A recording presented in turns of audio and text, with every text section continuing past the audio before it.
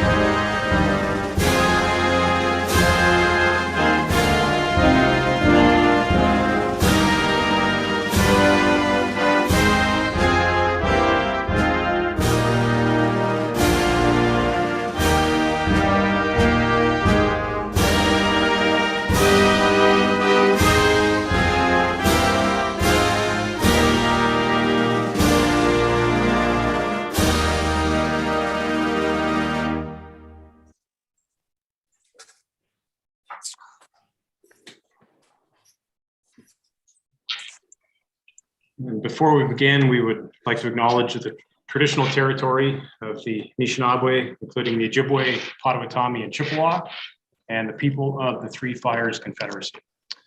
If any member of council has a pecuniary interest, just a reminder that those interests must be declared both verbally and in writing, and that can be filed with the clerk. On to the main item for consideration tonight, and as I said earlier, that is just a continuation of our budget discussions. Before we jump back into where we left off last Monday, I'm just going to ask Carrie to give us kind of a brief refresher and update as to where we are based on the discussions we had last week and where we currently stand in light of those discussions. Okay, thank you. And through the mayor, in the agenda package was a page that outlined the changes that were made at the beginning of, at the end of last week's meeting. So we had council conferences and education reduced by 6,000 from 12. We had put in virtual versus in-person meetings just kind of as a placeholder. I don't believe that was actually established, whether or not you were going to continue virtually, but should you choose to, that would be a savings of $8,500.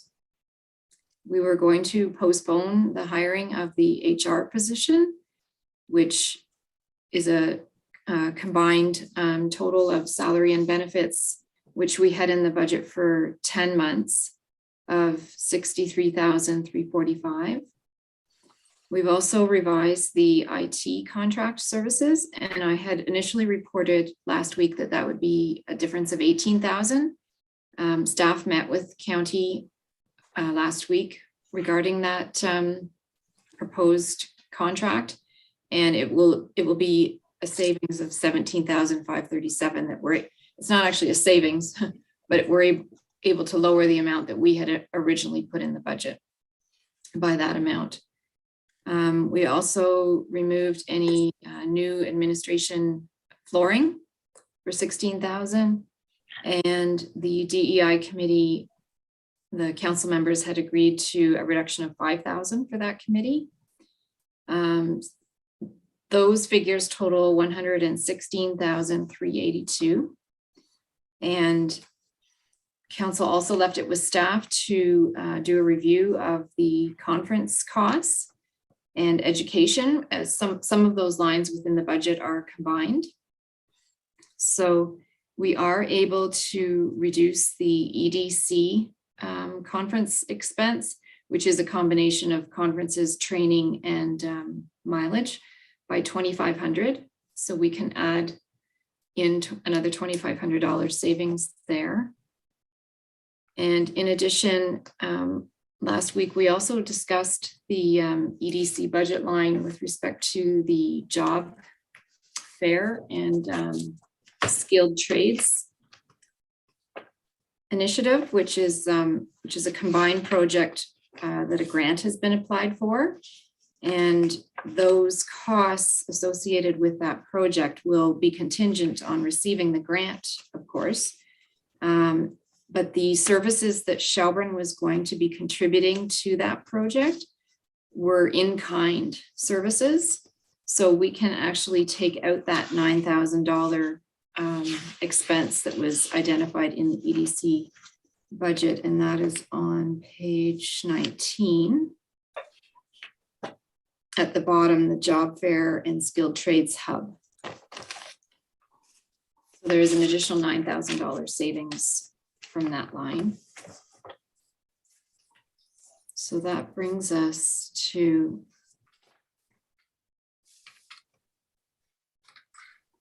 just bear with me here, to starting point of $128,382 to kick off tonight's meeting.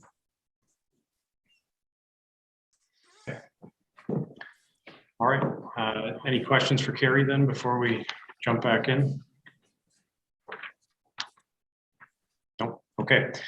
So according to my notes, we left off on page 23, budget package, which was the first page of the police budget.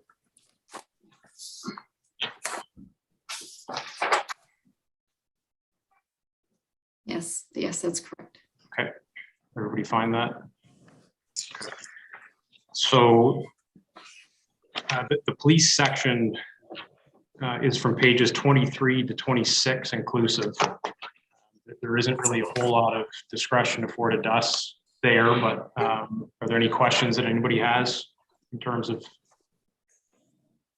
that section? Councilor Bernardo? Where in the budget, if we were to add on those signage which record speed, or to buy a camera for what do they call it? Where you one of those cameras you put in place to automatically catch speeders. Where would we put that in the budget? In the police section or capital? Pardon me? The Black Cat cameras? Well, Black Cat cameras, yeah, whatever, so that we can, because the major complaints I'm getting from most of my citizens in my area, and I'm sure some of the rest of the councilors are in the same boat, is the speeders going down the street and the lack of ability to either stop it or control it. And if Black Cat cameras, they hand out tickets, whatever, and they stop some of these people from using our streets as a speedway, I'm all for that, and wherever we can put that in, I'd like to know. Okay. I know that the deputy mayor and I've discussed that at that police service board, and Steve, correct me if I'm wrong, but I think the advice we got from the inspector at that point was to sort of hold tight until they do a little more investigation, and it seemed to me that if they feel as though they can use them, they would make a recommendation to the board.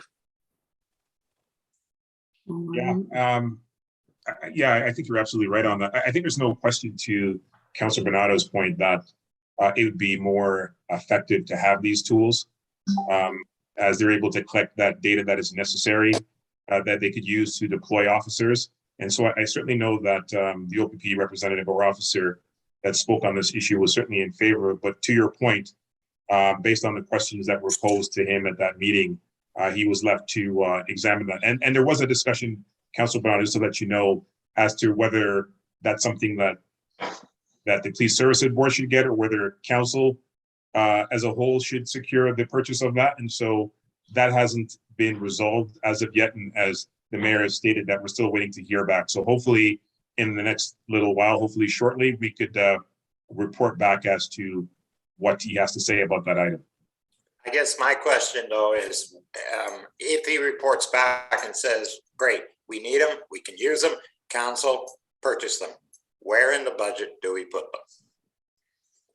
That's a great question. Gary, any thoughts on, because I mean, quite honestly, I don't know what the value is of them either. So I mean, we'd be shooting in the dark at this point to try to come up with a number. But not only that, there's a question as to whether, because I believe other municipalities, and Mayor, you can correct me, have a shared cost or a shared use to some of these black cats, where some municipalities are sharing the cost and they're rotating them around in essence. And so there's a question of whether we participate in something like that or we get our own. yeah.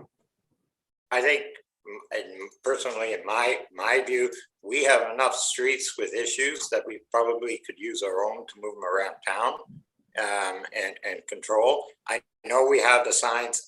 I love those signage up there. I'm sure they're collecting data, which is great and fantastic. I don't know where the OPP are using it, but when I'm walking down Greenwood Street, for example, I watch so many people going by, and 40 is our limit. It's a joke. Is there a reserve, Carrie, that, I mean, potentially could be drawn on at some point if the ask were to be made? Well, depending on the cost of them, I don't know what. Which I don't know. But there is the capital reserve. As far as the speed signs that we currently already have in town, they fall under the Public Works operations budget as an operating cost because the value of them is not high enough to capitalize it. And they fall under the sign budget because they are, in a sense, a sign.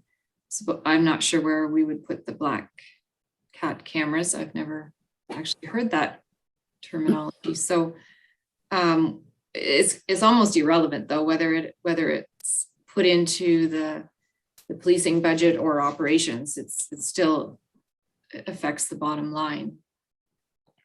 And I guess that's the question. That it does affect the bottom line, and we should have a reserve of some kind for it at some point in time. And tonight I'm figuring we can't put that in there because we don't have the numbers for that. But can we find that information out after we finish tonight's discussion and see if there's a reserve? Maybe get an answer back, Your Worship, the Deputy Mayor, from the inspector. You know, is it something that is useful or not to this community? Because right now, like I said, the major complaint I'm getting from citizens is the speeding that's going down the streets, on their streets. They're concerned for their children because of the vehicles, and in the wintertime with the streets being narrowed down even more and children getting out not realizing snowbanks on the sides of the roads and not playground areas, there is a concern.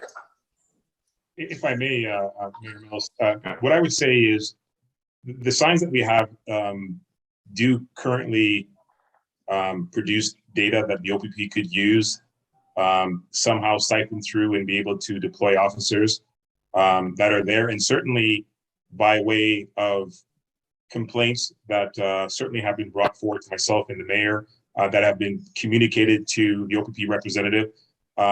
Again, they will deploy officers. I guess the main question is, as we're trying to trim the budget, is this something like some of the others that we've made could be phased into next year rather than affecting the bottom line this year?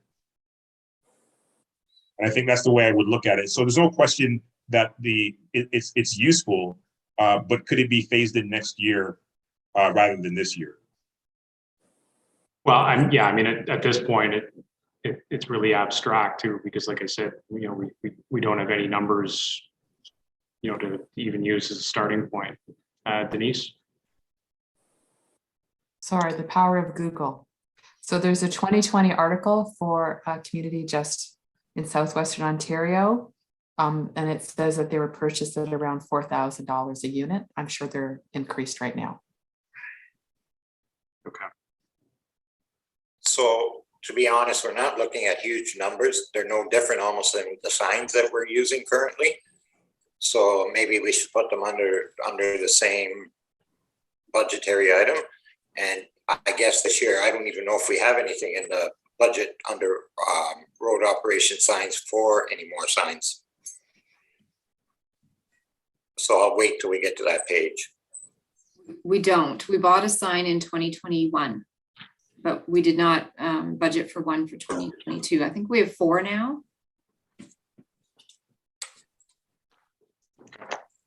Through your worship, yes, we do have 4 currently that are in operation around towns. Councillor Wagner? Yes, thank you very much, Mayor Mills. Just wondering, do these cameras provide tickets or is it just information? Just because I'm fully supportive of working on reducing speeding. I've been very vocal about that. I'm sure you guys all remember. So yeah, just wondering if we're purchasing cameras that are doing the same thing that we are already sort of have with the signs, or if these cameras can actually snap a license plate or whatnot and deliver a fine. I feel that would be very effective, hopefully, in reducing some of the speeding that clearly we are all witnessing. And I guess secondary to that is just wondering when we will actually see a report about the speeding in town from the signs that we currently have. I know that's been a question a couple of times, and I would really love to see some information come forward in the new year. So short answer to your first question, quite honestly, I don't know. I don't know sort of how they function, and that's one of the things that I think we're hoping to get back. I see Denise has her hand up again. Have you become a Google expert on them? The article, I'll read what it says. They are information collecting devices, so they do not issue tickets. These devices can count the number of vehicles on both sides of the roads and even determine vehicle type, which is something the speed spies are unable to do. They are also able to collect up to 3 weeks of data compared to the 2 weeks with speed spies.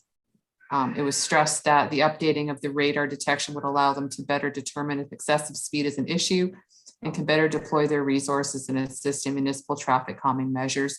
The they is the OPP.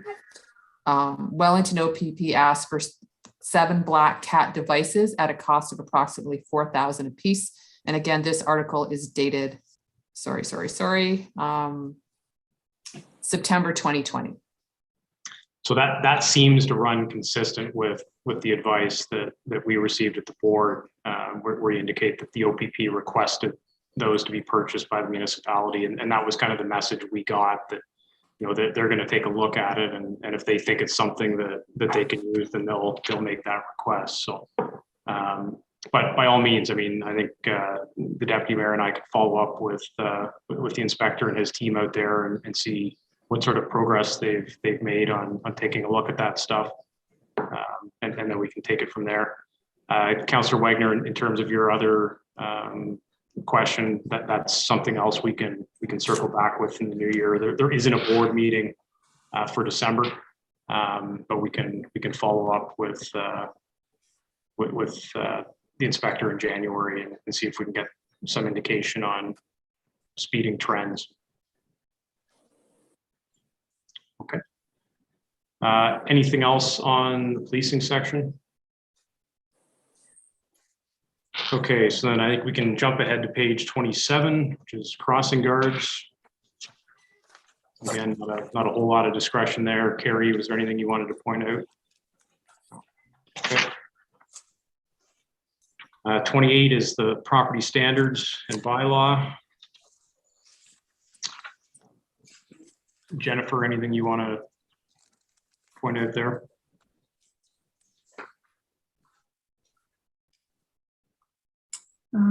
No, fairly standard from last year. Councilor Donato. Again, maybe a stupid question, but I find parking fines, the revenue on that side has gone down from 2020. That's one thing. And I guess, what's the question? The fee,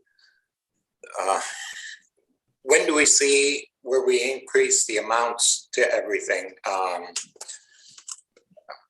going to say the fee schedule, but it's not the fee schedule. There's another name for it because parking fines are pretty low right now. And I know we're trying to raise them. Council did write a resolution, sorry, through your worship. Council did write a resolution to increase parking fines to $40. And so what we've determined is the traffic bylaw needs a complete overhaul. And so we're working on bringing forward a completely updated traffic bylaw that also includes the new fines set by council. So would it be fair in the budget to increase the amount of the budget? If we're increasing the amount of the fines?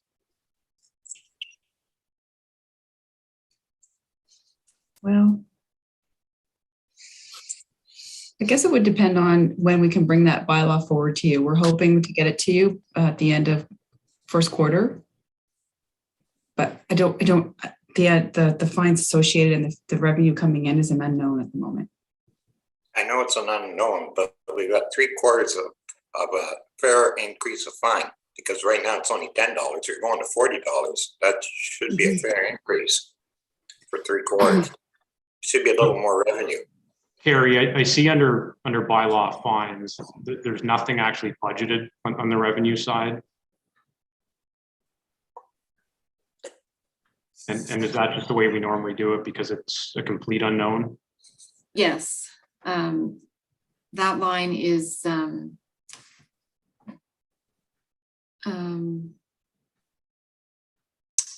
yeah, or bylaw fines or recoverable costs. Both of them are completely unknown, and it just depends what fines get issued and what ones end up in court and which ones don't as to whether we end up being paid for them or not.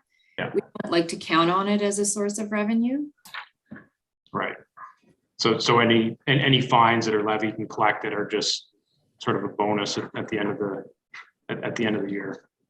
Other than the parking fine, we do have the parking fine revenue, as well as the parking permit revenue. But again, because we changed with COVID, we weren't charging for the one parking lot, so those revenues have dropped.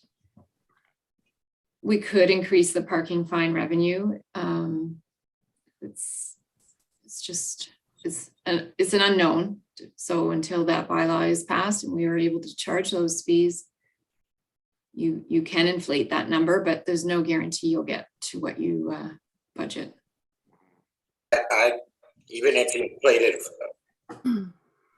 say at $40 a ticket, we should, from $10, we should be able to inflate it to at least another $5,000. I don't think it would be unreasonable. Well, I think it depends, one, on how quickly that's done. So can I just interject? We still have to get approval for the short form wording from the province. And one of the things that has happened to most municipalities during COVID is POA revenue has not been collected, and it has significantly changed because of the process. And if the time lapses with respect to the potential fine being collected, nothing is collected. So we expected, and I guess Friday's announcement might be a reinforcement of the continuation, that it may be a year where little revenues are collected outside of what we are issuing under the current fine process, which is $10. But we can confirm with council that people that are getting $10 on a repeated basis, that is changing their behavior. Yeah, I mean, I certainly understand what you're saying, Councillor Bernardo. For me personally, I think I'd rather sort of err on the side of a conservative approach when it comes to the revenue. I mean, if we do overshoot that, great. But to Carrie's point, I don't want to put something in there and count on something that, is a pretty big question mark at this point. Sorry, Councillor Hall, I see your hand, but I think I noticed Councillor Buffett. Yeah, I was just going to make a comment related to what Councillor Bernardo was discussing as far as parking revenues. The fact that we're having a second bylaw officer may also impact us getting more revenues in the parking area. Mm-hmm. Councillor Hall. Again, I'd just be reluctant to increase anything on the revenue side because, again, it's an unknown. If you also go down and look at the dog tag fee, it's gone up $3,000 versus the actual. So if anything, it's, what we may see as a gain on the parking side, we're not necessarily going to experience that on the dog tag side. So I think the two of them, more than offset, in my opinion.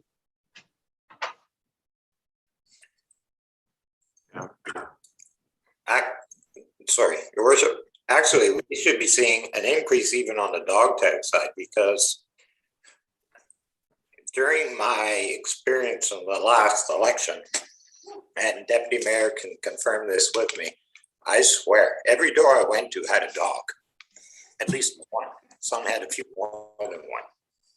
And we have increased that revenue side by And what, They still have to report it though. Yeah, they have to report it, but the point I was going to make is we're getting something in the mail for my dog that says I have to pay a fee.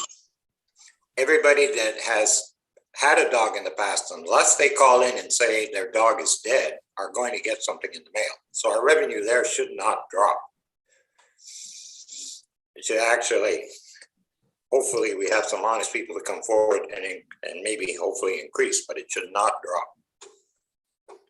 Again, it's an unknown though in my mind. And again, you're already going for $3,000 more than what you are for estimated year end of 2021 versus the budget. So if you look at the budget, we're shortfalled by almost $1,000 just on that line item alone. So again, by putting an additional $2,000 in there, I still think until such time as we have some other things proven, such as, additional bylaw items taken place and put in place, that increasing a budget just to increase revenue isn't helping us at all. Because if we miss that target, where's it coming from?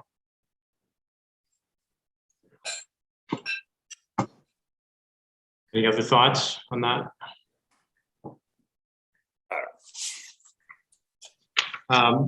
Carrie, this is the section 2 where the other junior bylaw officer is reflected on. Yes. Is it 7101? Yes, that is correct. Okay. And that is also the reason for the increase in training and membership fees. Okay. Sorry, training and conferences because of the additional staff member. Okay. And the target start date for that position is March 1st. Okay. And there isn't a lot of leeway on that start date because we need someone to help enforce the clean yards bylaw that was just adopted at the last meeting.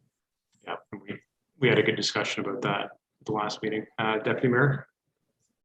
Yeah, this may not be the appropriate time to discuss this because I don't know if anybody has the answer, but just to Councillor Bernardo's point about, and this is not to add, I agree with Councillor Hall and yourself about maybe not inflating the numbers, but by way of tracking, Councillor Bernardo talked about sort of depending on honest people, and he's right. There were a number of people that we saw. I referred to Councillor Bernardo as a dog whisperer. All the dogs seem to love Councillor Bernardo, but we're planning on getting a dog park. Is it possible that we say for those who want to use the dog park that they have to be registered in order to use that park? So that way we're making sure that we're actually getting that registration and people are actually getting their dogs tagged. Could we actually make that a condition for that? Because I believe it's going to be fenced in, right? That dog area. And so is it possible that we could have something like that? Because then that way we could encourage, but I see Denise hands up, so probably the answer is a quick no, but I just put it up there anyways. So there's different models for a dog park. If you have a membership-based one or some kind of formal condition of access, like similar to what you said, then yes, but it has to be monitored, which usually requires a friends of organization to have someone at the gate. The other thing that we expect is it may not only be dogs from Shelburne and their owners that are using the park, and they obviously would either have to have a tag from another municipality.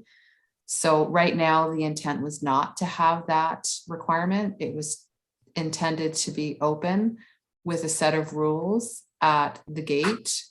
And we would hope at a minimum, and again, we're not enforcing it, but usually we want your dogs to be vaccinated with respect to use as well as one of the general guidelines. But certainly if that's what you want us to look into, it would just require some kind of oversight to ensure that nobody was using it that didn't have a dog tag. Yeah, and it would also be helpful to your point about the vaccination and verifying that as well. So maybe that's something in the new year we could certainly discuss, but I just put it out there as a way of maybe achieving the objective that Councilor Bernardo was talking about. Thank you. That's a good idea. And I mean, it certainly would help in terms of the dog licensing enforcement, but Denise, I guess to your point, I mean, to initiate something like that, then really we would be limiting the facility only to residents of Shelburne. And you know, as we all know, you know, residents from neighboring municipalities routinely use our parks, our facilities, you know, and that's fine. You know, that's, you know, what community is all about. But I'm not sure there's a way to really deal with that and sort of address both things. But Carrie, did see your hand? And in the past, we have had staff go door to door canvassing for dogs. A lot of times people don't answer their door, and we do hear the dogs barking. Like you say, there are a lot of homes that do have dogs. So we mail out a tag, like you say, with an invoice attached, but the phone call that we get back is saying that dog was just visiting, or some other excuse that, you know, that's my daughter's dog, they don't live here. So it's difficult. You know, for every 2 tags you pick up, you maybe get one that is legitimate, and the dog owner will actually pay us. So it is an honesty thing that people need to come in and admit that they have a dog in order for us to collect those revenues. And if I may, Mayor Mills, I would submit that the honesty clearly is not working. And so I think, especially with the community growing as exponentially as it is, you could expect that more people are going to be coming in with dogs. I just think this is just one way of potentially addressing some of that issue. And again, the vaccine issue wasn't even something that I considered, but that would be another way as well. But anyways, I don't want to belabor the point, but maybe that's something that we could talk about in the new year. Okay. All right, page 30, roads administration. Nothing earth shattering there, I don't think.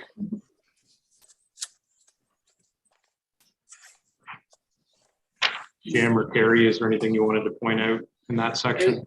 There's very little own source revenue with respect to operations. In terms of the expenses? The expenses, if you look at the green highlighted line for 150,000, we are pulling that directly from the tax base. And that amount is going into a reserve to put towards the purchase of the plow truck that is identified under capital.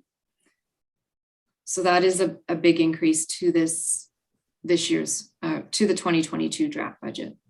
Yeah. And Councillor Wagner? Yes, thanks so much. Just wondering if within this somewhere, there's the budget or what's happening with that little patch of grass that was supposed to be paved at the Legion. I kind of thought that it would have been paved maybe when William Street was done, and it wasn't. So I know we've discussed this before about getting it done, and it's not done. So just hoping that it will be in 2022. It is. On page 32 is identified under line 7570. Legion Corner request for $8,000. And I think Jennifer has an update for that. Yes, and through your worship, the difficulty is finding a contractor to do the job and to complete the work. It was not included as part of the paving program within the town that when they were doing the roads throughout the town, that was not included in that project. It's separate. So that's where the difficulty lies right now, is getting someone to come over and do the work. Okay. Thank you. Sorry, Councillor Bernardo. Line 7570 sidewalk lane road repairs. I noticed that, I guess my question is, can we increase that a little bit? Because sidewalks in this town, I'm gathering that's the line for those repairs.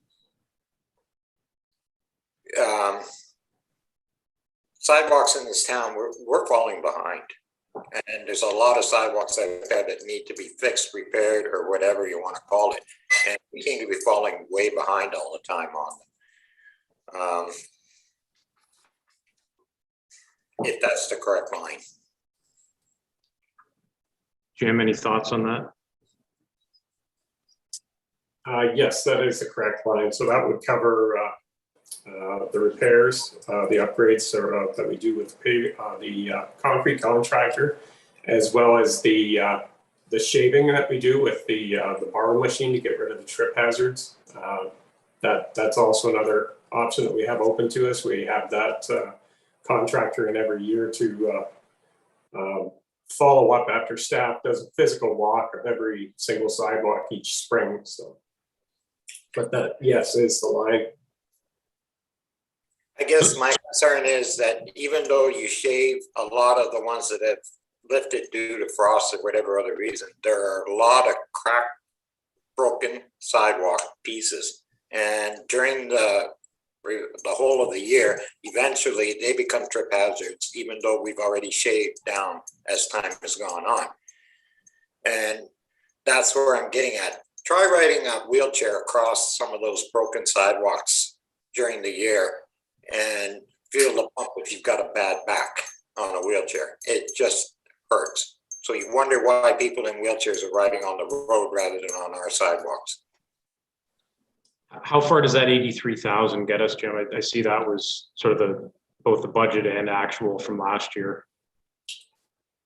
Yeah, I don't right off the top of my head have the exact meterage of what we did this year, but we did do a substantial amount of it in different locations. Again, we do prioritize them, same as our roads needs study. That's part of it. We include the sidewalks there as well, and it's updated annually by our staff. As I mentioned, we walk it, and we do have a new app created for that we can log it through our new tracking system and give it a priority right to that specific section of sidewalk. So that should improve our accuracy on that as well. Councillor Bernardo, did you have a specific amount in mind, or? I was just going to increase it to 100,000, a nominal amount. It does, but it at least fixes a couple more sidewalks down there. I know this year's a tough year, and I didn't really want to increase it, but I think every year we should start increasing it by a little bit. Is there capacity to do more, Jim, if more money is thrown at it? Through your worship, yes, there's always, if there's room there in the budget, but as I mentioned, we've been keeping it pretty much the same spot over the years, and costs have increased, but again, we do prioritize for what the worst ones and keep it within the minimum maintenance standards. So that gives you that 3/4 of an inch lip that's allowable to keep it in that range for trip hazards, that sort of thing. But yeah, there's always room to improve if there's the funds there for it. Carrie, I saw your hand there.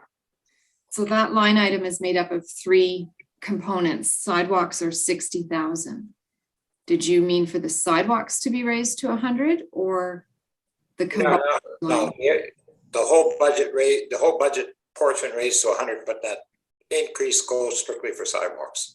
Okay, so an additional 1,700 then for sidewalks. Yeah. 17, okay.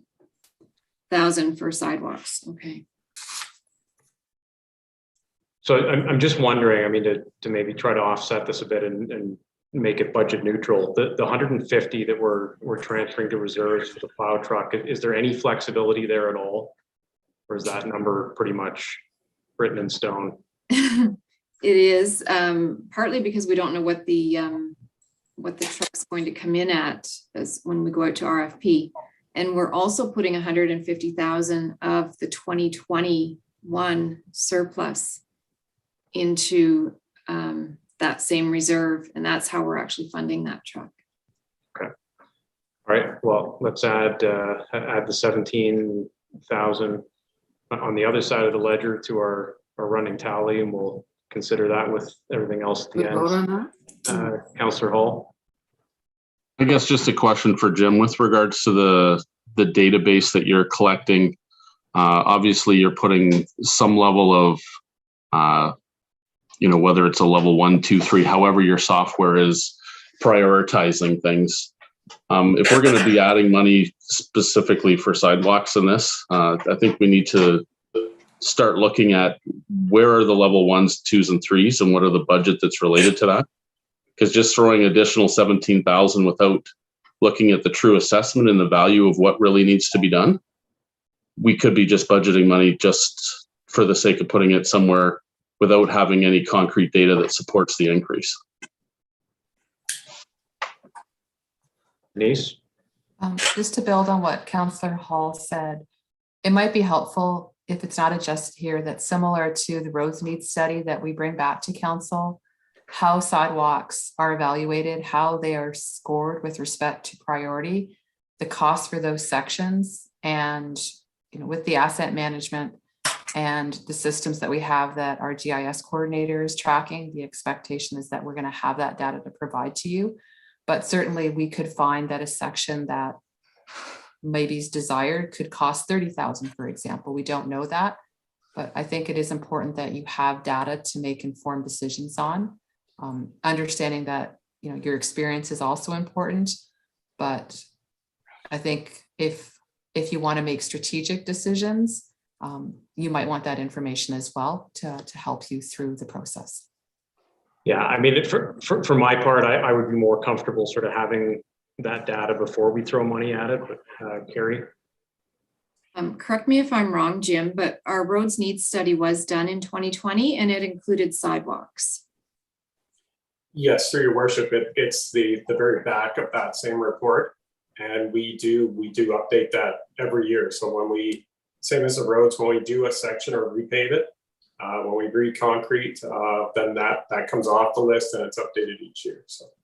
Yeah, and Carrie, to your point, I mean, there is $60,000 included in that line item dedicated for sidewalks. I mean, it's not as though there's nothing there. Why don't we do a quick kind of straw poll? I see Councillor Bernardo stepped away, but I know where he stands. Councillor Buffett, do you have thoughts on that? Regarding increasing the budget? Yeah. Yeah, I would prefer not to. Okay. Councillor Fegan? Personally, I'm kind of the same frame of mind as Councillor Buffett. Okay. Councillor Wagner? Yes, thank you so much. As much as I can understand the points and agree, I think we are headed again into another year of challenges and difficulties with COVID. So increasing budgets at this point, I mean, why we're here tonight is to reduce budget. So I have to say no to increasing the budget right now. Deputy Mayor Anderson. Yeah, thank you. I guess for me, I'd want to hear, before I answer that question, if Jim could answer this. I don't mind raising budget lines, especially if it's for safety reasons. If our residents are at risk or at increased risk for injury, that ultimately could cost us a hell of a lot more if they're suing us, especially if there are sidewalks that we are responsible for maintaining. So we have to be mindful of that. So my question to Jim is, do you believe that our residents are at any increased risk based on the way you guys are maintaining the sidewalks now, and that this could wait based on the information that has been raised? If that's the case, then I have no problems postponing it. But if you, in your wisdom, feel that, hey, listen, you know what, this potentially is a risk or an increased risk, then I would vote to increase the budget on that basis. Through your worship, I wouldn't say that it's an increase or it's getting worse. Like I say, we always do assess the sidewalks each year annually.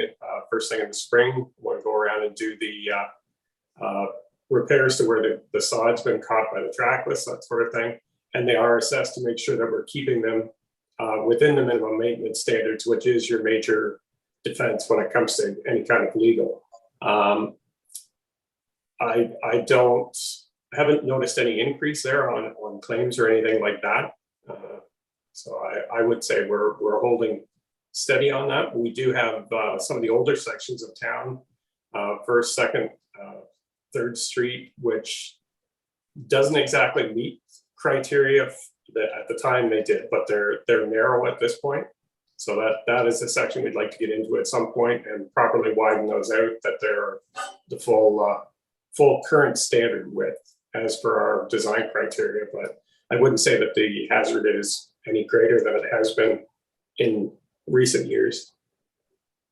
Okay, so we could wait to some degree, not for an extended period of time, for at least for a bit of time. We could buy some time. Okay, all right. Well, on that basis, then, hearing from Jim, then I would agree not to increase it at this point. Okay. All right. Okay, so we'll move on. And anything else then in that section? Deputy Mayor? And then Councillor Buffer. Sorry, on this section or just this page, you mean? Yeah. This is page? Okay, yeah. Well, just this section up to page 32. Yeah. Yeah, so on 31. So this is regarding item 7610. This is the fuel and oil tank rental. And I understand that it is a rental, but that's gone up $20,000. So I'm not sure if that's a real cost for the rental. And I guess I don't know how this industry works, but are we to presume that it's more advantageous to us financially to rent than to own these things? And so if maybe somebody could speak to why this has gone up so exponentially, in my view, up $20,000, when I understand it is a rental for 3 tanks at $100 a month, but I don't think that equals to $20,000. Through your worship, that would be the rental of the tanks. They'd be tanks that are double walled, so you have a tank within a tank. So if there is any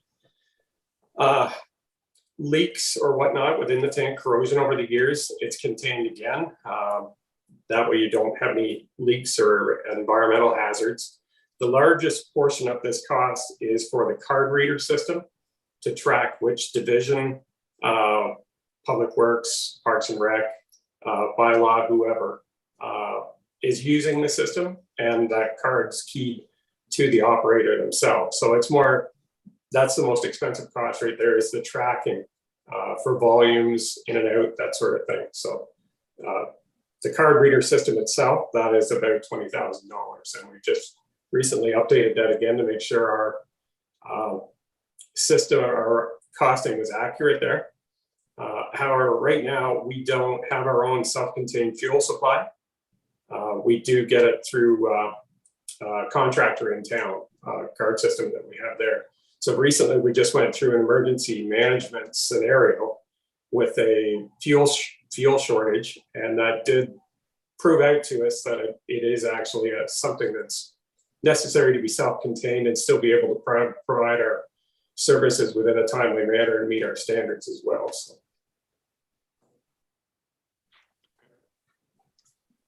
Councillor Buffett, did you have your hand up?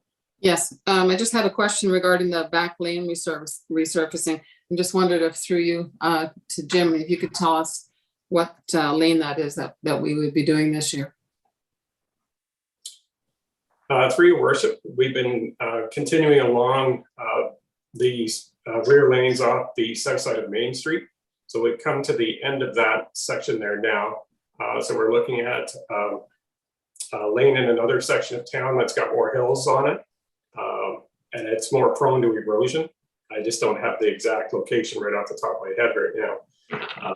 But yeah, I'd check with you and get back to you on that. But we do have a couple of lanes that have erosion issues that we have to continually go over. And if we can't deal with them ourselves with the loader or the backhoe, then we've been renting a grader to grade up the rear laneway. So we just figured that'll save us a little bit on the maintenance end of it and make it a little more stable too as a hard surface. Thanks. All right, anything else in this section? Okay, on to transit on page 33. So that includes at 7505 the weekend service that we added sort of partway through 2021. Deputy Mayor Anderson. Yes, thank you. So my question is, the only question on this page is item 7500, and that's the bus stop maintenance. And I see that there's a budget line for $8,000. My only question is, and this is for snow removal, it says for the Orangeville, it says cost of snow removal in Orangeville on weekends. I guess around the stops positioned in Orangeville, obviously. Is the $8,000 our shared contribution? Because I'm thinking there are residents that in Orangeville that are utilizing these stops as well and are benefiting from these stops. And so are we footing the entire bill for that snow removal, or is this a shared cost where they're chipping in 8,000 or whatever amount to participate in the snow removal? Nice. Through the mayor, there's no transit service on Sundays in Orangeville, and our service is 7 days a week, and it's taking you into Orangeville. And yes, based on where we're stopping on Saturdays with the Great County Transit Partnership, the total cost for the weekends is the town of Shelburne's.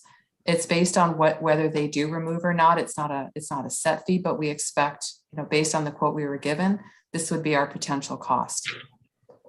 Yeah, no, thank you for that. But I just wonder, is there still an opportunity for some shared? I firmly believe, as much as we're extending the service for the weekends for the benefit of our residents to be able to go down to Orangeville, I also think there's benefit to them as well. Yeah, I believe.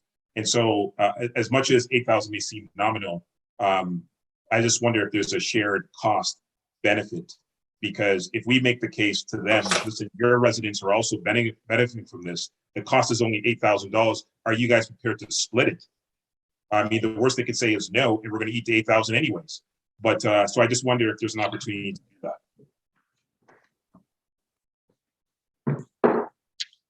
Staff can certainly ask our colleagues with the town of Orangeville if they're willing to contribute any of the cost towards the service. I do know that their own transit service is heavily subsidized in terms of what they contribute, but I can certainly ask my colleagues whether they consider funding part of those costs. Thank you. I think that would be worth it. Thank you. Councilor Bernardo. Sorry, when you're talking to your colleagues in Orangeville, Denise, mention to them the fact that the value of our people going down there and shopping has value to Orangeville and to their BIA. I think that might help when we're discussing the cost of those $8,000 in shared costs.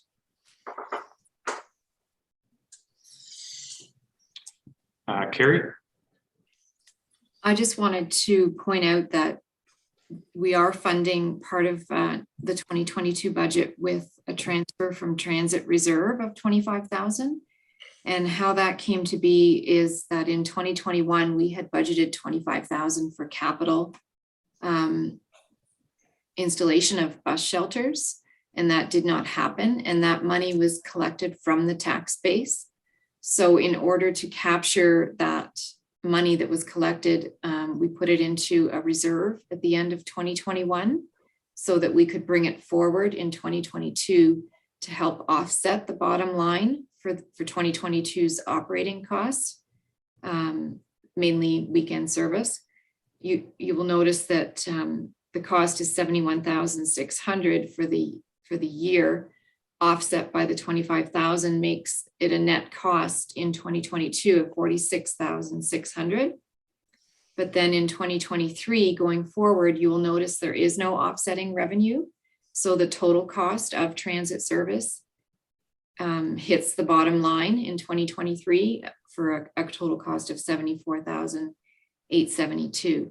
And that goes along the line with what I was mentioning at last week's meeting, how 2023's budget is not looking any prettier than this year's.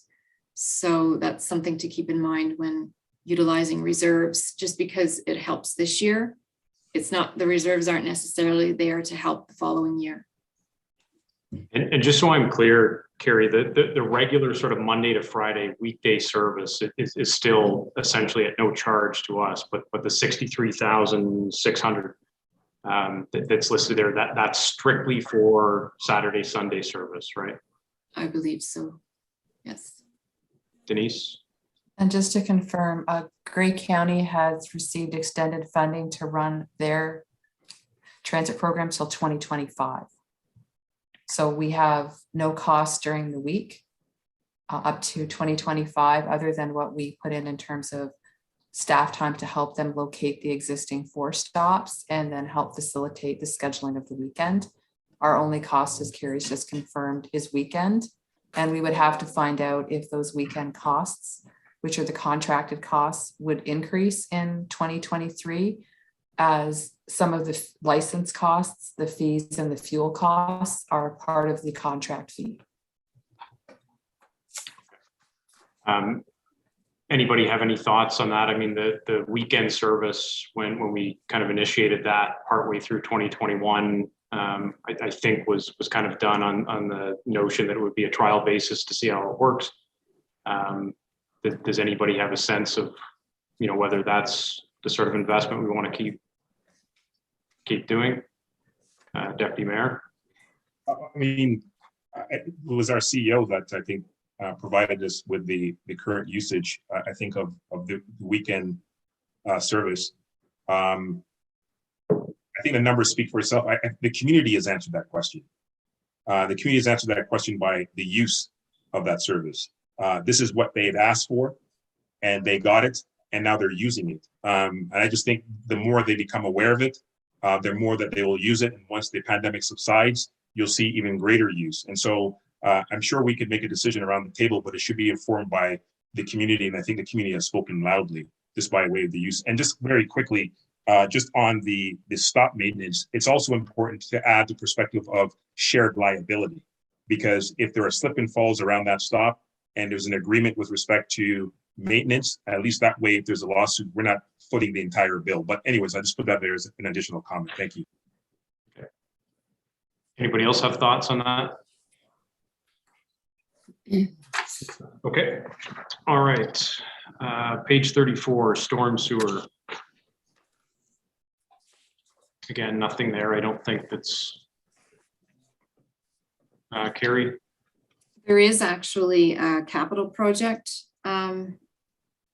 tied to the storm sewer, which is the Besley drain cleanout, which is in the capital budget, but we're pulling from operating the again, the green number 42,187, which is a direct hit to the tax base for 2022 in order to do that capital project. And that's something that's been deferred for a couple of years already, hasn't it?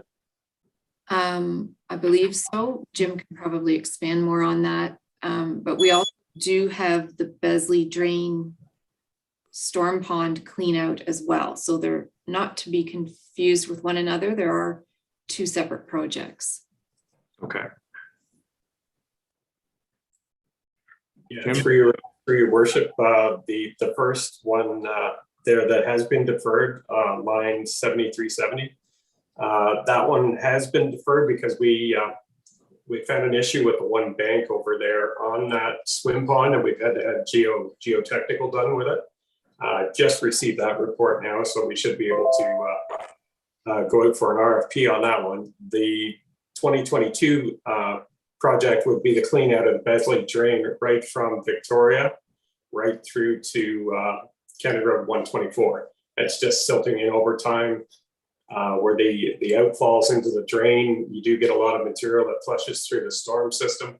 So just over time, it builds up, and periodically you do have to go in and clean them out. So we just have to get some permits from the NBCA. And we did also apply for funding for that through Intact Insurance for the full cost of it. So we haven't heard back on that yet, but that may be a good possibility for us there too. It does seem to align good with their criteria for the funding anyways.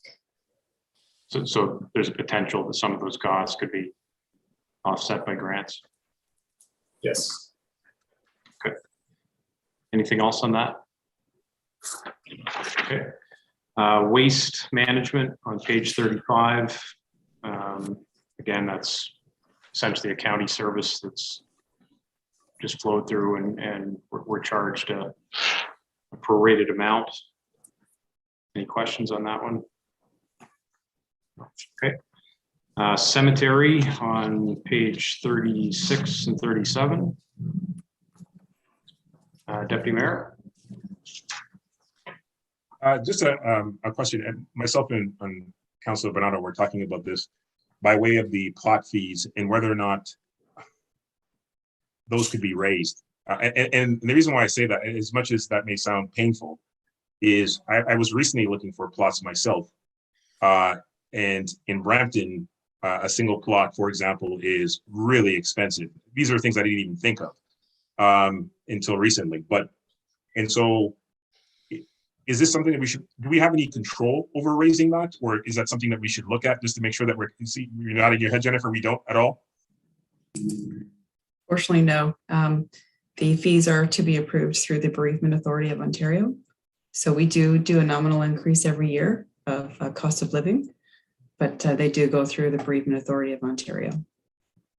So because it goes through them, I mean, we couldn't even, if we wanted to, make a recommendation to them to say that, listen, this is what we're looking for, and then they approve it, or we just have no say whatsoever other than cost of living increase.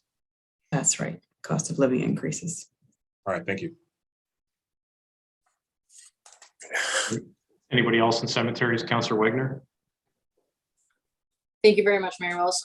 Just to speak to Deputy Anderson's point, is there a reason why there would be such a drastic difference in a city as opposed to us?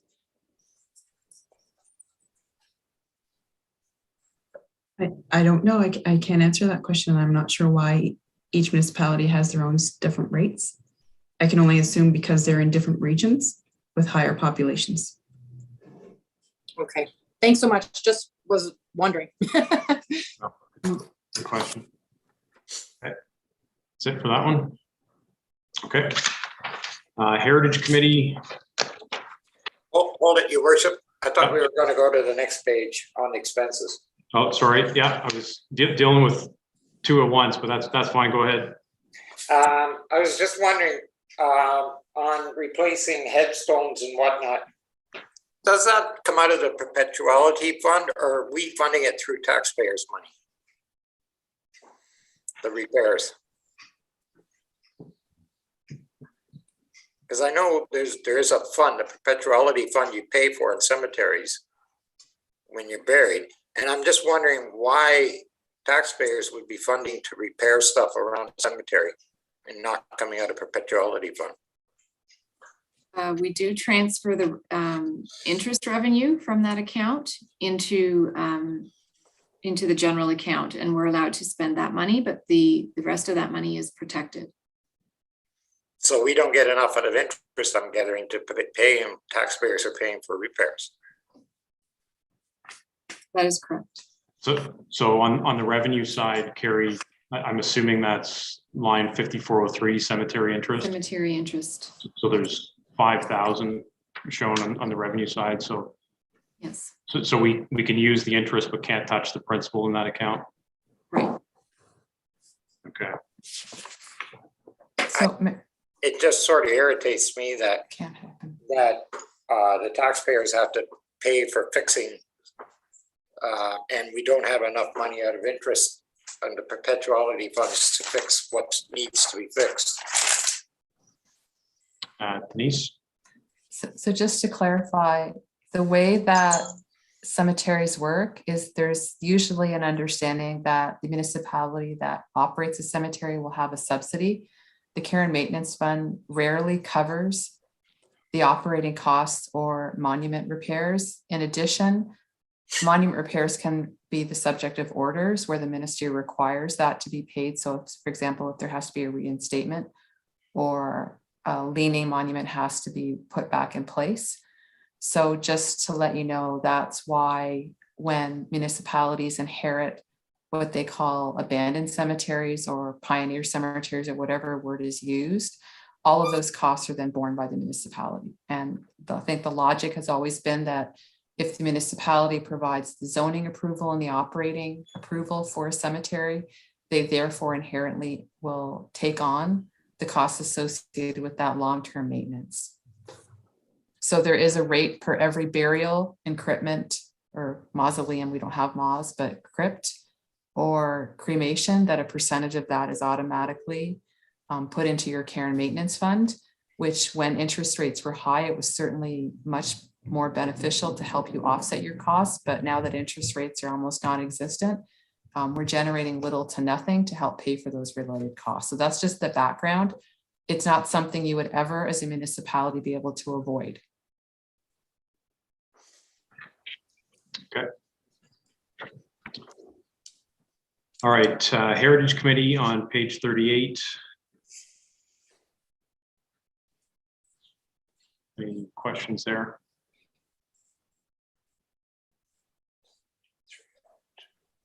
No. Okay. Arts and Culture Committee, page 39. Councillor Bernardo. Line 7354, $100,000 for events. Reduce that to 25,000. There's only one event going to be happening this year due to COVID. So I think we can take 75,000 out of that for this year. Okay. What event is it that's planned? There's an event planned in June in Jack Downey Park. It's going to feature artists. And maybe I'll get Kyle to sort of help me out on that one. My memory's not as good as it should be, but there's artists there and some other things going on. So Kyle, help me out. Thank you, Walter. The event that we're planning is called Art in the Park. What it is basically showcasing a lot of local artists, covering the full spectrum of art. And again, I mean, I was going to make the same comment that realistically, we don't have a lot, just like with the DEI, the comment that I made for that one, there's not a lot on the books for this year. So reducing this to 25,000 actually does make sense. Is 25 the right number? Like, is that what it's going to take to pull that event off? Or? 25 is actually giving us a little bit of a buffer. I don't think that we're going to need the 25 for that single event. There's other things that we're discussing, whether they come to fruition this year or not. We're not sure. We just figured that we have a little bit of extra just in case. Any possibility to sharpen the pencil a little more on that? What do you think, Linda and Walter? I mean, I'm shaking my head. Yeah, I saw that. 5 is fine. It's realistic. That, it just means that that's the worst case scenario, but there's probably going to be a fair amount the initial year, but not so much maybe next year and the year after, as far as that particular event goes. The other thing I wanted to say, which is sort of part of that, is that it was my understanding, unless I wasn't really paying a lot of attention when we passed that motion in that committee, when Walter had said about setting aside 100,000, I was of the impression that some of that was going towards some of the work we were doing with the theater and so forth, which we haven't really got any information from specifically because it's not finished yet. So could we take some of that money and set it up into a future thing for next year so that we can have some money set aside under the culture committee to deal with those capital expenses? I think there's some money in the capital, if I'm not wrong, for the theater improvements. You're talking about what, Emmett? Yeah, with any of the improvements that we're doing. Yeah. Carrie, shed some light on that. So in the town hall capital reserve, there is at the end of 2022, 42,000 left. And we also have a Grace Tippling Hall revitalization reserve with 32,000 in it. Right. Well, there is some money in there, Linda. Yeah, well, that's what I just wondered why it's not set in there in the arts and culture section, since it's a brand new committee now, and that we are partially responsible for deciding what we're doing with funds in that committee, or we will be. So I guess, I mean, Carrie, correct me if I'm wrong, but I guess next year, I mean, if the committee decides to do some sort of capital project, those funds could be transferred from that reserve into this committee's operating budget? Correct. If that was council's wish to do so, yes, those funds could be used for a future capital project.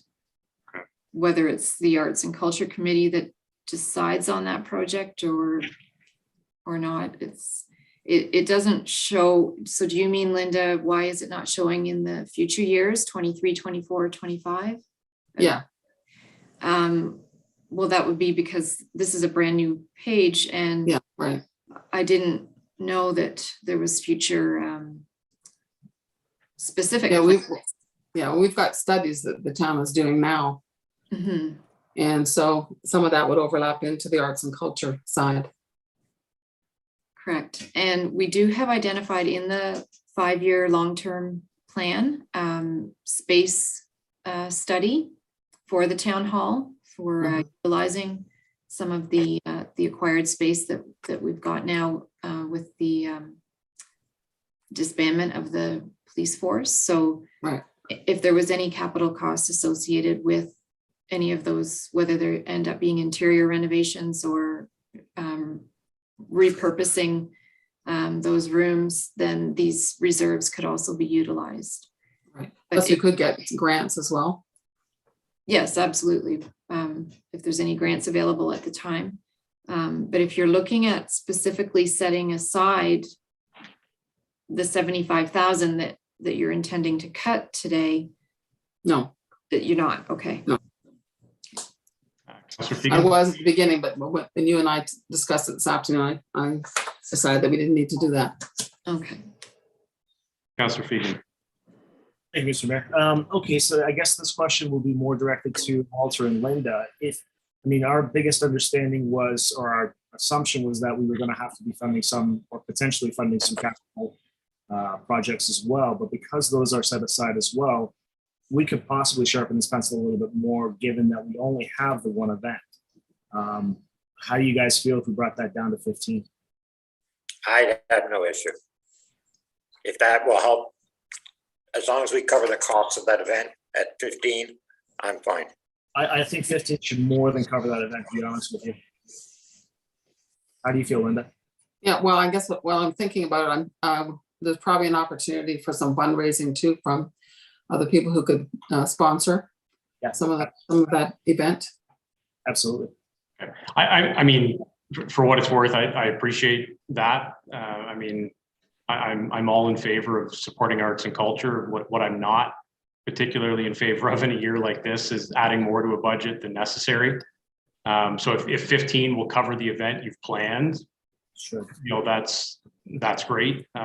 Let's save some investment for another day when maybe things are a little rosier. Any other thoughts on the other sort of nice thing is, I guess that sort of brings that budget item in line with the DEI budget that we discussed last week as well. So I mean, there's some consistency there too.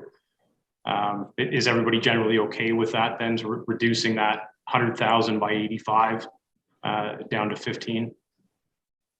I mean, that's a significant move. Yeah, that'd be about 1% tax reduction. Yeah. Okay. Carrie, let's add it to the list. 85 in the right direction. Okay. Thank you. Page 40, library cost. Again, not much to squabble about there. That's our share of the library budget. Councillor Hall, any insights on that as our library rep? I think it was already pretty tight when we went through it from a library board perspective. So I've already went through that aspect already. So I think this is the best that can be expected. All right. Next page are the community grants that we provided. So I mean, the bottom line number there was one that we had already kind of agreed on in principle when we made those grant assignments? Assuming nobody's, Councillor Hall? Just an item to think about for, whether it's this year or next year for the next council to look at. But I think moving forward, it might be a good idea for these types of grants to fall under the corresponding committees. That way that they can control the overall funding that goes to those specific items. But it's not changing the value that's here today, but something to ponder moving forward. So just so I'm clear, sort of arts and culture type applications would flow through the Arts and Culture Committee. DEI kind of applications would go to that committee? Correct. That would be my thought, that, those areas, of course, we'd have to divide these up into what committee that they would be responsible for, but the intent would be the committee then would come back to council and say, this is where we want those funds to go. Okay. Well, some food for thought. Okay. Councillor Buffett. Yeah, I neglected to declare a conflict of interest for item 7103, the grant for the Rotary Club. For some reason, when I went through it today, I didn't see it there. So I will exclude myself from any discussion about that. Okay. Procedurally, Jennifer, do we really have to worry about that? Because I mean, that particular grant allocation was already approved and you declared an interest at that time for that. So I think, okay, unless we were specifically discussing that line item tonight, I think you're okay. okay. I mean, when it's just part of the whole budget, I think you're okay. I mean, I appreciate you pointing it out, but I think we're good on that one. Okay. Okay. Anything else on that before we move on? Councillor Bernardo, you look. Yeah, I'm trying to figure out Councillor Hall's suggestion there, because there's some things that don't fit under, in my mind, any committee. So when we come for food for thought, some, yes, they do fit, but when we come to things like Shepherd's Food Bank, Christmas hampers, things like that, that should still, there's no committee that really does that unless it's a charity committee of some kind sitting out there. That sort of fits into council. So I know in the past that, council's dealt with them all because of all the requests that come through. So I'm just sort of, I know it's nothing we're dealing with this year, and it's probably going to be part of next year's budget or whatever. We still have one more year on the books before election time. But I know it's food for thought, but I just don't get it on some of the stuff. Some, yes, I do understand what he's trying to say, but some I don't get. Anyway, I'll move on. Denise, do you want to? It might be important for staff to provide you with an analysis of what an operating model for that could look like, to make sure that ultimately how the process would have whatever grant consideration would flow to what committee. And if there wasn't a committee that it was aligned with, just so you're clear on how that would actually be operationalized. I think potentially, we could create different funding streams, and applicants would apply under one of, 2 or 3 different streams. And I guess in theory, we could assign kind of the evaluation of particular streams to the corresponding committees. But anyways, it's discussion for another day. On to Parks and Rec, pages 42 and 43. Carrie, is there anything you want to highlight there? On the revenue side, on page 42, we are transferring $120,152 from the Parks and Rec special levy. And that is to help offset some of the additional costs that you will see in the on the expense side, which includes some staffing resources, as well as the operating costs for some of the new amenities that are included in the capital budget. Some more security cameras. We've also included more lighting, more signage. We have, though, reduced the amount of the levy from 2% to 1%.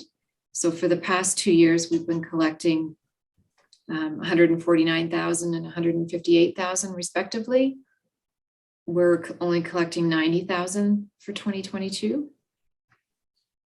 As some of the operating costs are now incorporated into the labor lines and the benefit lines, as you'll see that they've increased. So we had added a 1% operating levy cost for last year, and those expenses attributed to that line item have been equally dispersed in the 2021 estimated year end to where they actually fell. So those are just some highlights of the changes in this department. And part of the reason why we didn't lower the education and training and some of the conference lines in other areas of the budget, for example, administration and operations, is because there will be training required of some of the park staff that will be charged to those expense lines with respect to, for example, the water treatment at the splash pad will have to be tested on a regular basis and things like that. So there are additional training to some of the new positions that will be incorporated into Parks and Recreation for 2022. Councilor Bernardo?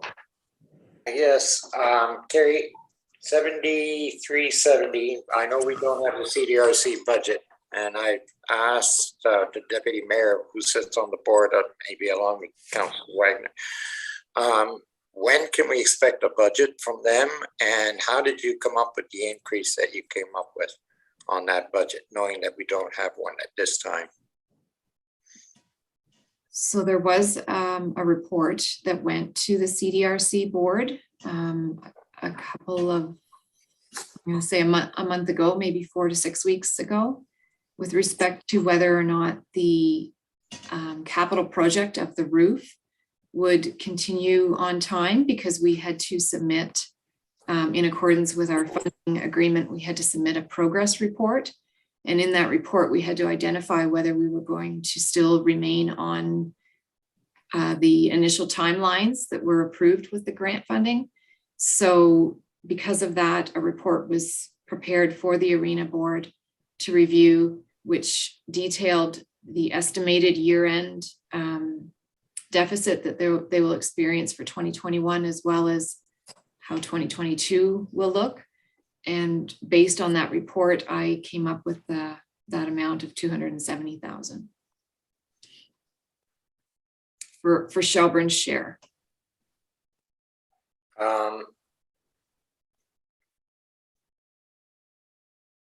Okay, that doesn't reflect any issues they may be having going forward. That's just from their last year's deficit. Correct, because they'll have to pull forward into 2022 any deficit that is experienced in 2021.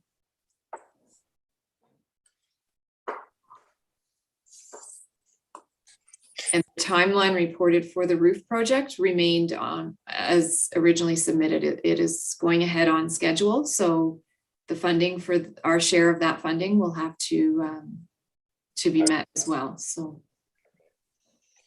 And the other question I guess I have is 7101, the gardener.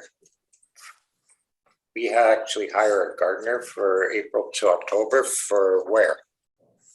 That is one of the new positions that we included in the budget framework report. And it is so that we have a dedicated staff member to tend to all the gardens, for example, in Jack Downing Park and Greenwood Park. And as well as watering all the flowers downtown. And in addition to that, we've also incorporated looking after the boulevard trees for any of the new trees that have been planted, making sure that they're pruned properly and will grow and survive. And so that is it's a contract position, and it is new for 2022. And it takes the time away from the public works and operations staff, as well as we had our office cleaner watering the flowers this year. So that's not sustainable either.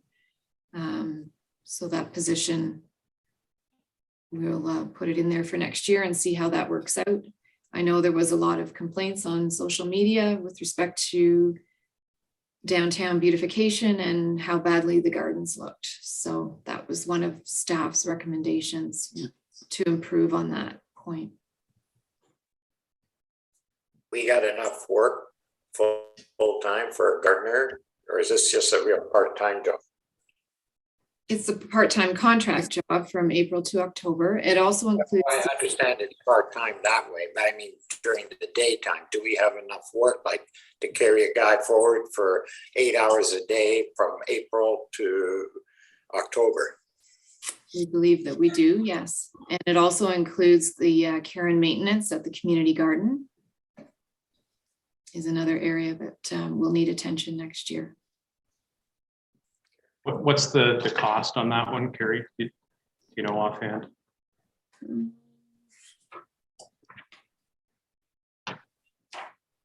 $28,500.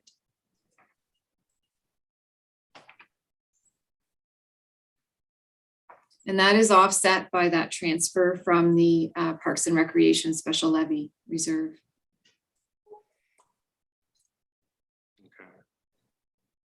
So that's not really coming out of. It's not affecting the tax It's, base. it's net zero. Okay. All right, anybody else on that section? All right, we're nearing the end. Fiddle Park on page 44.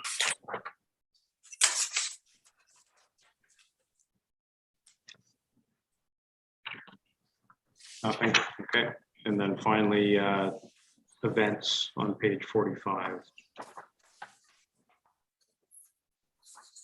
We have applied for the Canada Day grant. We don't know yet whether we're successful. So the Canada Day expenses will change in conjunction with whether or not the grant is received. All right. Okay, so that gets us through the operating budget. What I would suggest we do, Carrie, how long do you think you'll need to sort of crunch the numbers and let us know where we're at? I have that done already. I've been doing it as we went. Okay.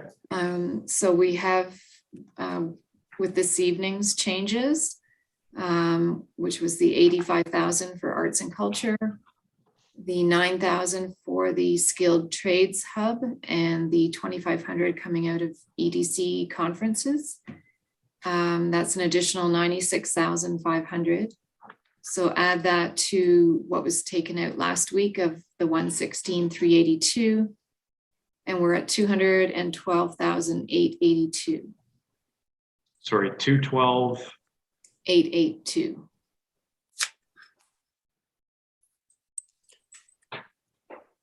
Not too much. So that's about what, 3% down? 2.5. I think we could find a little bit more to get to 5%, because we need maybe about 30,000 or so to get to 246,800. Yes, so to get to the 5% tax rate increase, you need to cut an additional 33,938.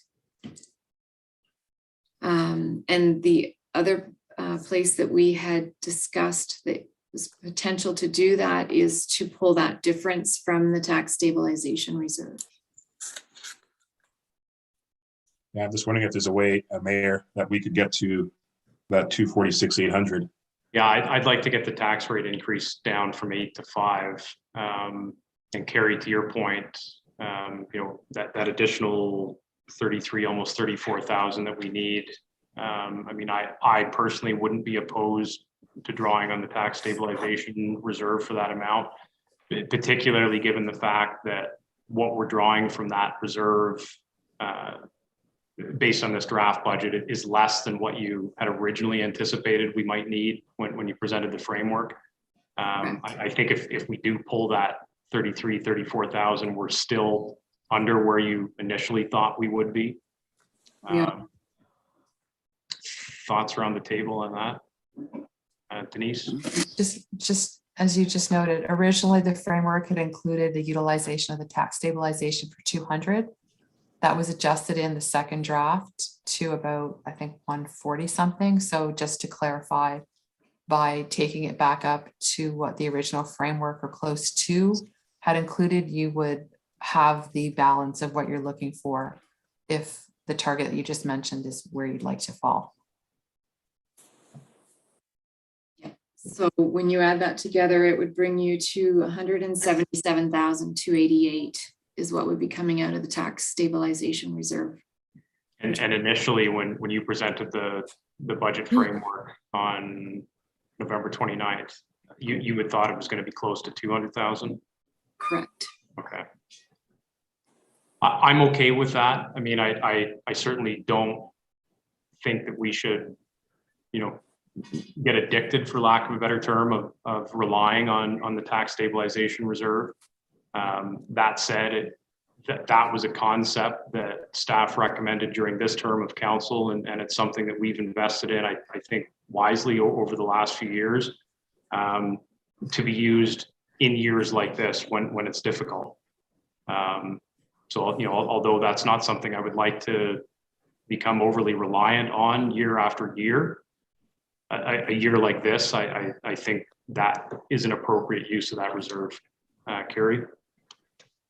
And just further to that, even though we're budgeting to potentially use that money, it doesn't necessarily mean that at year end we will have to. And an example of that is this calendar year 2021. We had budgeted to take 118,500 out of that reserve in order to stabilize the tax rate last year. And to date, we have not had to pull those funds. We are anticipating that we will end the year with a surplus without having to use that. So just because you're putting potentially 177,000 in this year to reduce the tax rate, again, it doesn't always mean that it will all have to be utilized.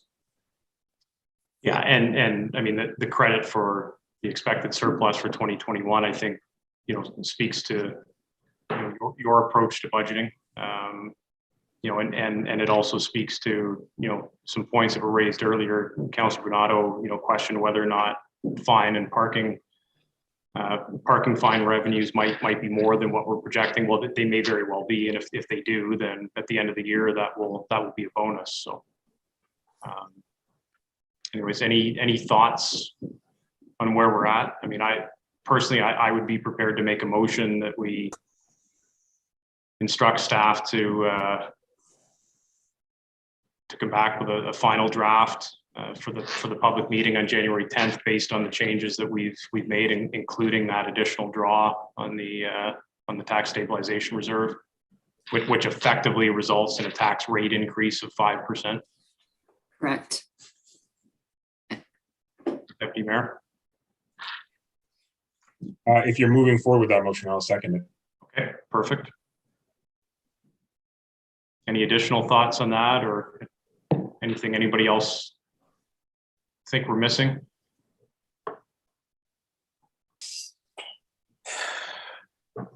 No. Okay. All right, then we'll call the question. All in favor? Any opposed? That's carried. Okay, so Carrie, that gives you enough direction then for January 10th? Yes, it does. Thank you very much. Okay. Okay, on to the capital budget, which is the next section in that budget package, 18 pages. I certainly don't plan on going through a page-by-page analysis on this. I think Carrie captured most of the highlights during last week's presentation. But certainly if there's anything that anybody wants to kind of pull out separately and discuss, now would be the time.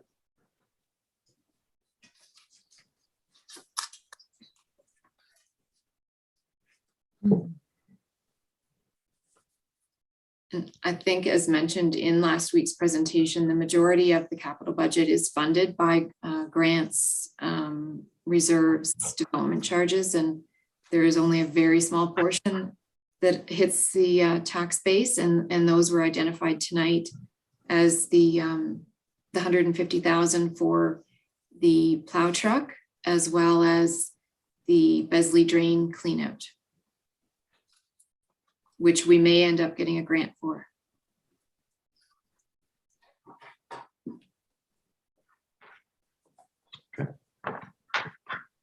All right, Councilor Bernardo. This is a question on the makeup air unit for the town hall, the replacement. Did we not replace it a few years ago, or am I mistaken? And are we replacing it for some reason again, or adding on? I thought we replaced it when we still had the Shelburne Police because of issues with the amount of air that was circulating through the building in the first place. Maybe I'm mistaken, I don't know, but I thought we did that. Which one was that? Sorry, Councilor Bernardo. Makeup air unit town hall replacement, and it's on page 4 of 18 on the bottom. That's right. Yeah, okay. 2025 there. Yeah, okay. Yeah, 2025. It's the capital project. I thought we'd done that already once before. We're just adding to it, like another section, or replacing it, or what do we? For your worship, we had an assessment done by Runge and Tradium that worked together on that. We did a number of repairs to it, but we didn't actually replace it. We do, up for 2021, we do have the replacer of the one chiller unit on the roof. We're still waiting on that yet. But no, the makeup air unit is one of the originals. It's in an area above the current council chambers, up above the theater. So. And just to be clear, Councilor Bernardo, that sort of set out as an anticipated project in 2025. Okay. And it is part of our asset management plan. Okay.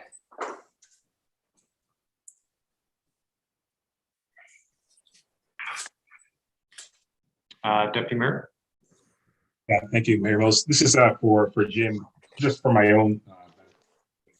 What's the? This is on 18. I think it's like a replacement or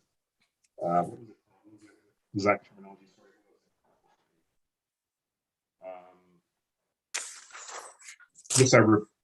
It's $15,000. It's a zero replacement mower.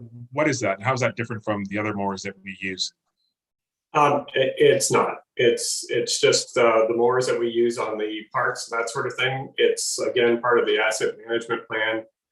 We've assessed it looking at age-based as well as the state of the equipment itself, what kind of actual condition it's in, and we just figured that'll be its replacement date. A lot of our equipment, they kind of come with standard dates on it. Pickups say like 7 years, plow trucks 10, 11 years. Heavier equipment like backhoes and that 15 years. That's just it's age based there that we're predicting that that's when we'll need to go. Okay, all right, thank you. And that one, Carrie, I noticed is DC eligible too next year, 2023. Yes, in 2023, it is a new addition to the parks equipment, so it is DC eligible. The one that we're replacing in 2022 is not. Not, okay. It's coming from reserves. And if you will. So this year we're replacing an existing one. Next year we're adding to the fleet. Yes. Okay. Correct. On page 13 of the capital budget, that's a new page. We've extended, in doing the 5-year capital plan, we've extended out future year replacements in more detail for council, including the asset ID of the item in our capital asset management software. And staff have gone through and actually even though some of these are age-based, we've also condition rated them so that you may see something newer replaced sooner just because it's not in as good a shape as another piece of equipment that might have been bought later. Some of the equipment that we buy in past years has been used equipment. So even though we have maybe only had it ourselves for a short time, it was purchased used and its useful life has already been depleted. So this is a more in-depth look at what the future purchases for capital will be with respect to operations equipment and parks as we continue to grow and as each subdivision has its own parkland. Councillor Bernardo? I guess my question goes back to page 11, 7,500, 420 Victoria Street cleanup. Are we near the end of that expenditure? Through your worship, we just got our road occupancy permit from the county to do some boreholes for sampling to give us a little bit more information to move further forward with that to finish it off. So we're expecting actually that they'd be in later this week actually to do those. So we should have more information within the first quarter next year. So. That sort of reminds me of the Money Pit movie where, you know, it's a money pit. You can just throw more money into it every time you look at it because it seems to be never ending and seems to be sucking funds out of us all the time. I'm almost going to say to you, don't bore any more holes. That way we won't be sucking any more money into it.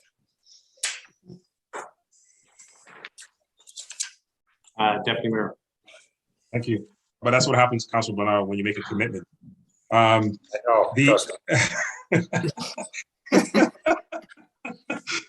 This is a follow-up to my question to Jim as it pertains to those mowers. Jim, you will likely recall the number of emails you received with respect to the blades of these mowers not cutting down to the necessary level for the cricket pitch. And I'm wondering, because we're going to be replacing this item, is there an opportunity as we're making this purchase to somehow get the blades or whatever the case may be to be able to cut it at a level that would be satisfactory for those who are playing that sport? Through your worship, these would be very similar commercial mowers. They all basically cut within that same area, like 1 inch is usually as low as you can go. That way you don't damage the turf, expose it to drying out, drought conditions, that sort of thing. For some of the specialty areas, we'd have to look into some kind of smaller mower that goes lower, like a push type mower, that sort of thing down the road for it. So, but it's a much smaller area to deal with too. So. Okay. All right. And to that point, I mean, the permanent cricket pitch is sort of, you know, highlighted there in 2024. And I think, you know, once we get to that point, the council of the day can sort of, you know, make decisions about the related equipment that's going to be needed to maintain that facility. So. Yeah, this was just sort of in the interim is where I was sort of, but anyways, that's fine. Thanks, Jim. Sorry, the Thunder Field, when we've hired somebody to maintain that field, from what I'm looking at in the capital, in the budget, the mower that they have, would that not be similar to the mower that's required for something like a cricket field? Through your worship, again, it cuts at the same level, the same height. However, their equipment does come with baggers, so that's why we use them over at Thunder Field. It keeps the excess grass from over there, but other than that, they cut the same height as our commercial equipment. So I guess this is where I'm going with this. When we purchase mowers, because they have more with a bag or whatever you want to call it for maintenance of that field, and it cuts the same height. When we do capital purchase of mowers, could we not purchase a mower of the similar style for maintaining our own fields and not contract it out? Through your worship, that is a possibility. Currently, with having a contractor do that, it is saving us staff time as well, because they are very large fields. But if that was a wish that council had in the future, we do have more and more replacements coming up in the future. That's something we could look at with bagger attachments and add that to our projected costs. So.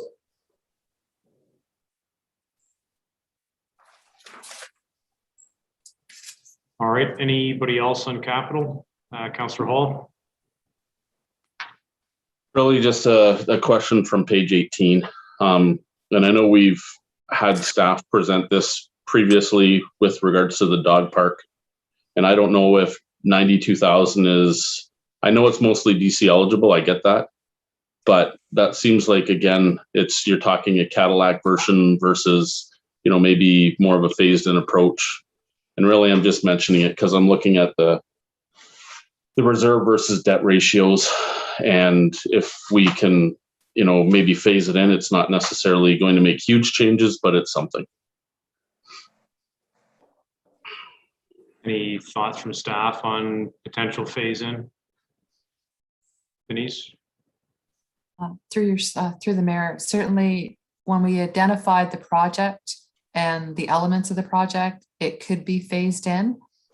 The project cost was built on everything that was detailed with respect to the dog park. The biggest cost was the fencing, and I think the last quote we had was about 59,000.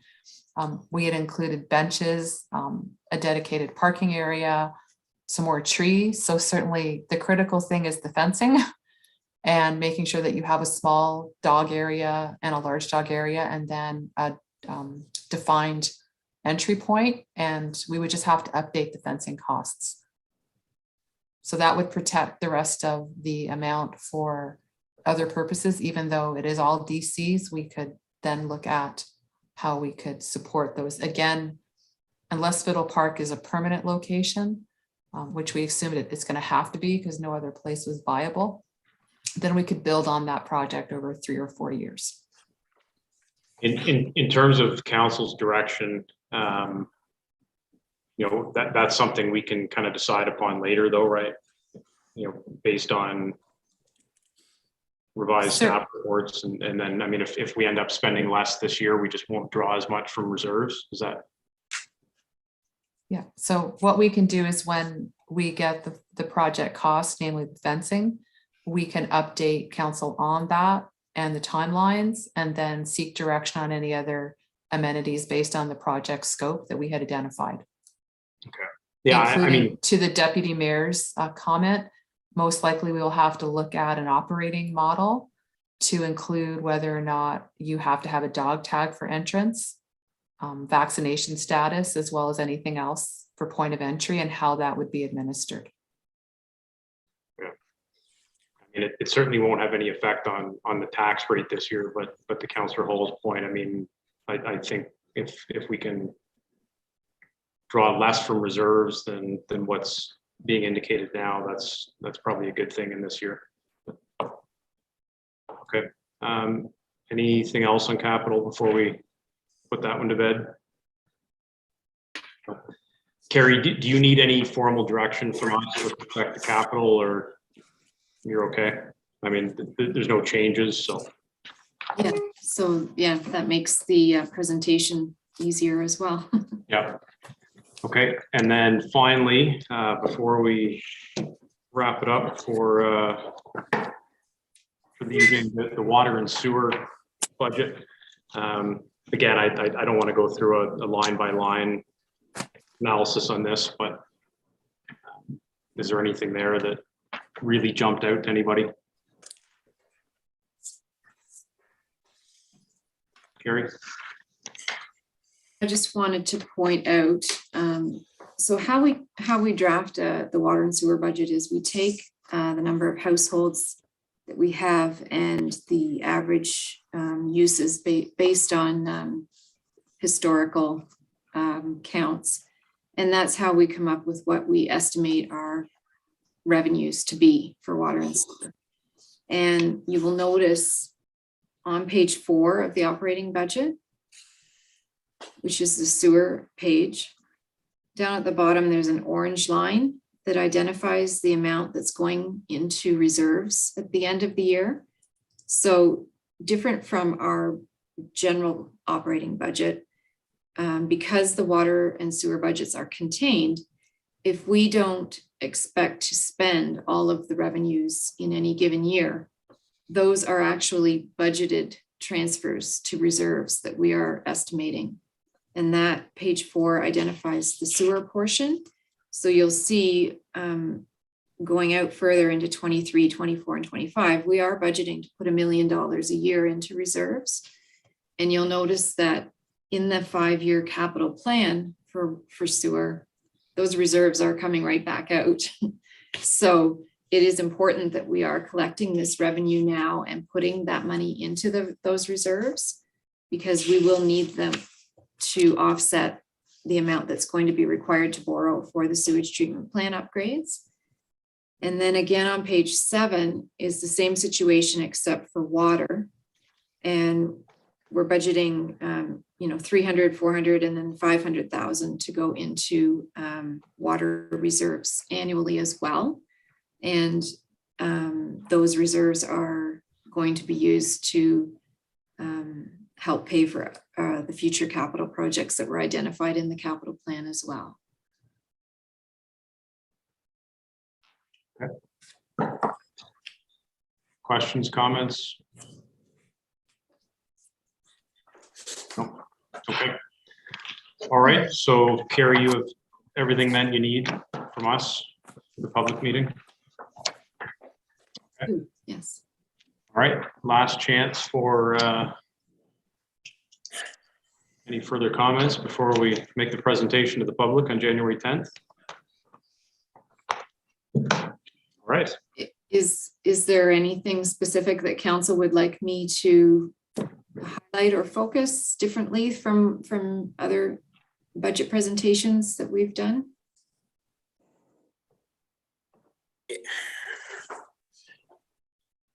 Councilor Bernardo. Just make sure you give them my favorite page, as you said. Make sure they understand the actual amounts they're going to be paying, because percentages versus amounts are very different. And people look at percentages and get scared.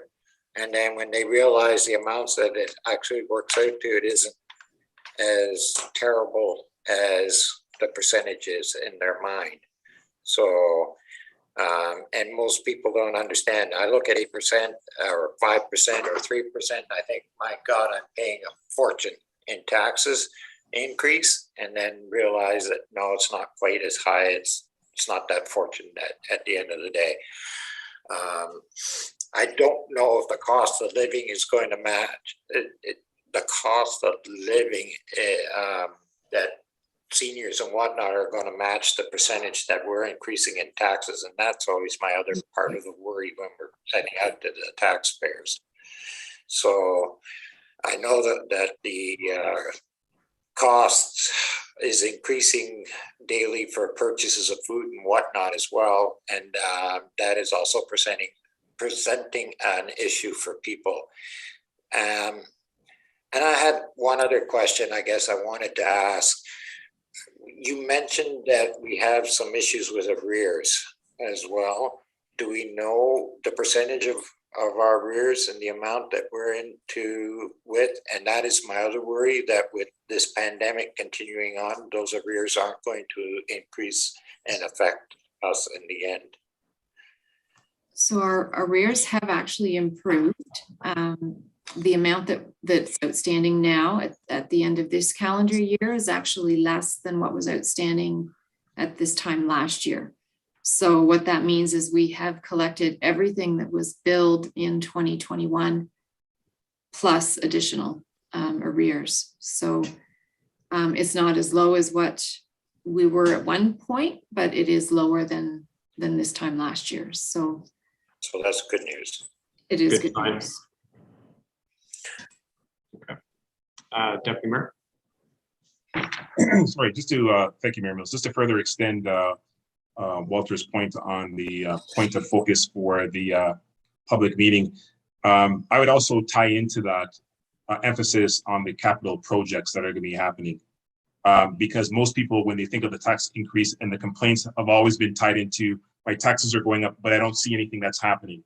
And so if you're able to tie in the projects that are happening, they'll see the increase, but at least they're able to see what is happening in the town, and that may ease some of the venom that may come our way when they see the increase. Mr. Wagner? Yes, thank you very much. Yeah, I completely agree with Deputy Mayor Anderson on that point. I guess the only other thing I would like to sort of say is, just thank you very much for all your hard work the town staff have put into getting this budget together for us, and taking the time for us to go line by line to try and reduce our overall percentage. I know that we've had some challenges, and we are going to continue having some challenges moving forward. But I guess I really hope that we are actually going to start seeing some of these capital projects implemented, so that we can show the community exactly why we do have to implement some of these tax raises and whatnot. Just as the Deputy Mayor Anderson has made point that the community has quite often said, why are we paying such high taxes when we don't have this, that, or the other in the town? There's no amenities, there's no this. So I think what will help ease that burden or fear of paying so much is to finally start to see some of these projects get underway, like Jack Dowling Park and the dog park and the tennis courts, and our Parks and Rec master plan, with Fiddle Park and things like that. So I'm really looking forward to 2022 and hopefully early spring with starting some of these projects, so that the community can enjoy the amenities that we hopefully are going to be giving to them. Thanks so much, guys. Good point. And I would just add to that too. I mean, there are significant investments in infrastructure as well this year too. So I mean, those aren't the sorts of things that people can go out and enjoy, but by God, if they turn on their tap and the water doesn't run or the roads aren't there in good shape to use, that they're going to notice it. So yeah, I think that there's a demonstrable commitment in this budget to making sure that our infrastructure is where it needs to be going forward. So, okay, any parting comments from anybody? No? Okay. All right, so with that, then can I get a motion for the reading and enacting of bylaw number 74-2021, being a bylaw to confirm certain proceedings of the corporation of the town of Shelburne for a special council meeting held December 20th, 2021. Councillor Buffett, seconded by Councillor Fegan. All in favor? Carried. And a motion to adjourn. Councillor Hall, seconded by Councillor Bernardo. All in favor? Carried. Thank you all. Good work. Merry Christmas.